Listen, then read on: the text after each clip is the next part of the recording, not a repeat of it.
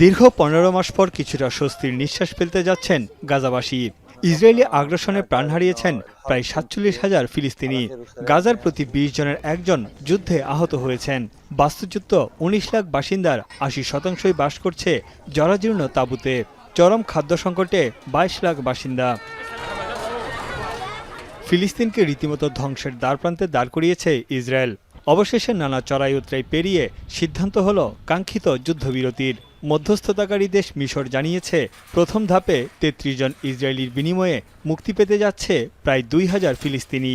সেই তালিকায় আছেন ফিলিস্তিনের রাজনীতিবিদ, সাংবাদিকসহ হামাস, ইসলামিক জিহাদ ও ফাতাহার বেশ কয়েকজন সদস্য।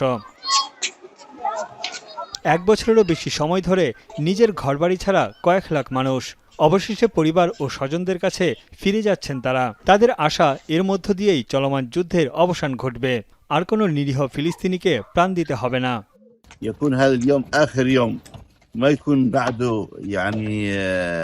انتهاكات لهذه الهدنة، وأن نعود إلى جباليا مسقط الرأس والمهد، وأن نلملم جراحنا. وكل بيت خرج منه شهيد، كل بيت خرج منه جريح، كل بيت خرج منه أسير। তবে ফিলিস্তিনি বিশেষজ্ঞদের মতে, চুক্তির শর্তাবলী বাস্তবায়ন বা পূরণ করা এখনও চ্যালেঞ্জের বিষয়। অনেক ক্ষেত্রে সেটি বাধার মুখেও পড়তে পারে। হামাসের সঙ্গে সাধারণ ফিলিস্তিনিদের ঐক্য গড়ার বিষয়টিও উদ্বেগের। العقبات أهمها أن إسرائيل ستحاول اختراقه كما فعلت في الجبهة اللبنانية، مما سيؤدي إلى ردود فعل من المقاومة الفلسطينية غير المقيدة بالكثير من الارتباطات والحساب. السلام عليكم. এদিকে যুদ্ধবিরতির চুক্তিকে স্বাগত জানিয়েছে ইরান সমর্থিত লেবাননের সংগঠন হিজবুল্লাহ। গোষ্ঠীর প্রধান জানান, এটি ইসরায়েলের বিরুদ্ধে প্রতিরোধ গড়ার পুরস্কার।